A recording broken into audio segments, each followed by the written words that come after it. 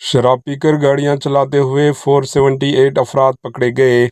तेलंगाना के Sabrabad traffic police ने कल शब हालात नशे में गाड़ियां चलाने वालों के खिलाफ चलाई गई खुसूसी मुहिम के दौरान 478 अफराद को पकड़ लिया।